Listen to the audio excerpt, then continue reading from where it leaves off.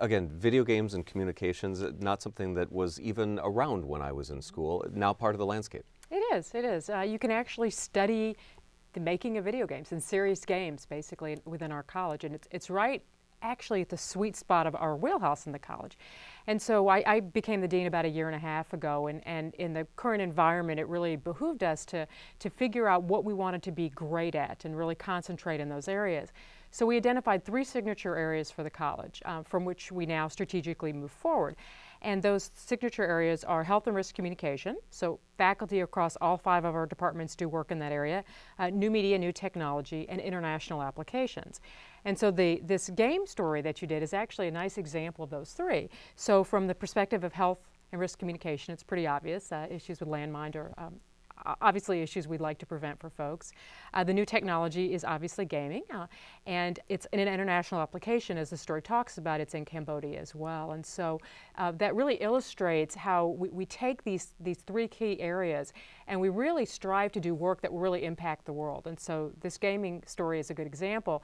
There's many others. We do a lot of work in social media. We have a social media R&D lab, mobile applications, games that we've talked about, as well as film and design in other areas. But they all also typically have a research component because we want to answer important questions for the world. Also, one of the things we talk about here is collaboration, and recently some collaboration with film. Take a look. Hurry up though so I can see this. At MSU, All right, let's focus. film has been something that students have been incredibly interested in for as long as I've been here, and that's been 27 years. That's good. And so it begins. The film community at Michigan State, it's very cool. It's a lot of people. Everyone pretty much knows each other. You know every project that everybody's working on. Do a take and see what it looks like. That next doorway on your right and stop. But we've never had a program that really dug into it, that really taught it, that really allowed students to do it as part of their academic programs. And that was kind of painstaking for me because they're so wrong, because what we have here is wonderful. If you're in the right classes, if you're a telecom major, you can have your hands on a camera every single day. Let's see some light, just a little bit though. But first we're going to shoot it in this wide shot. So what we've done over the last 3 years is to work together with people across the river in the College of Arts and Letters to create a program that has both theory and history and criticism and then leads to production. For years we've had students doing very good work. You know, we just go out whenever we've got time, a lot of weekends, a lot of me calling into work and telling them I can't make it, like I just came from.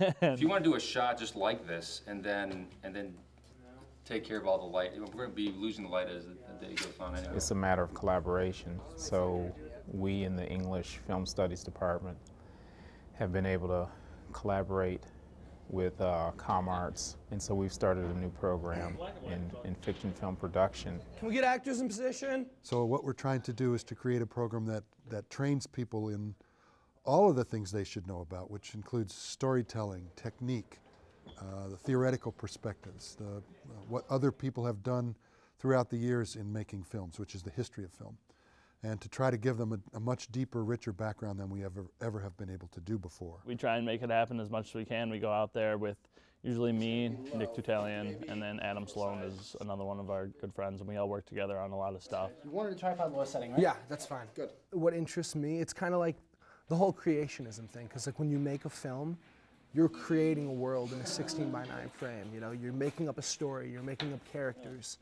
Well, let's help them move all the equipment first. You're telling a story. It could be as real as real life. Well, the last thing I see is me. It could be as fake as you can make it. It could be Star Wars. You're creating a film, and in the 16:9 frame, you're showing the world that you see and how you see it. Hey, Sloan, close the door a little bit. There's been times when I've been on other people's sets just to help out, just to have my hands on more equipment. Same thing, people come on my sets and help me out from time to time. We've always kind of got something in the cooker. Organize your thoughts. Whose blood runs the coldest? Who had the most to gain, and who has been lying to you? No, I like it. I like it a lot. It's actually working. We've actually gotten 2 specializations. One is oriented to documentary, to nonfiction film, and the other is oriented to fiction film. Digital was just starting to come into play when I was in film school. And so the issue with that was that film was seen as something that was kind of way out there. It was hard, it was expensive. You come here, check equipment out, just go shoot something, do something. But now, if you have a camera and a laptop, you're on your way. If you look at what's on YouTube, you can find some incredibly wonderful things. A truly moving work, it doesn't matter whether it comes from Scorsese or, you know, kind of Joe or Jane Blow here. But most of it, or much of it, is dreck. And that's because people don't really know how to do the things that are required to tell a good story. The great thing about now is that anyone can be a filmmaker. The bad thing about now is that anyone can be a filmmaker. The student films are remarkably sophisticated. I got hits for festivals for us. Having the Michigan Film Initiative is a terrific bonus for us, and the timing is perfect because the students we're training will be able to find some kind of work, hook into film opportunities, and be able to put into practice the things that we're trying to teach them. I know, I think it's really cool. It looks really like... Was it too much? No. So therefore, there are lots of opportunities for the students that we're trying to train who might not actually have to leave the state to be able to work on films, which would be a great thing.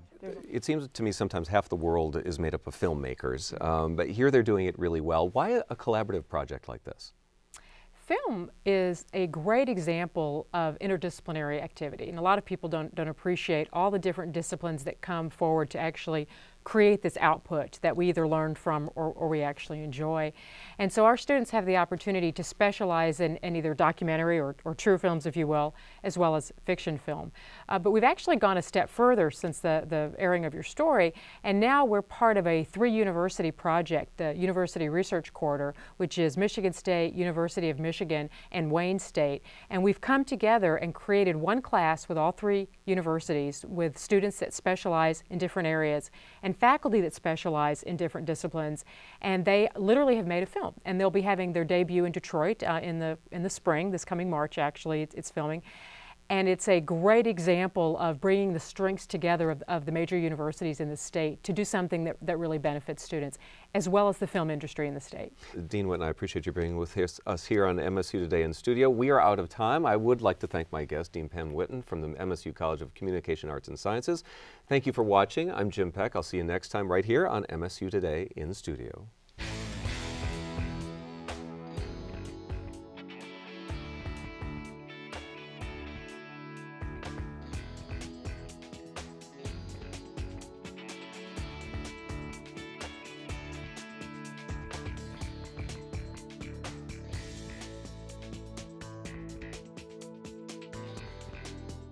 The preceding program was produced by Michigan State University in association with the Big Ten Network.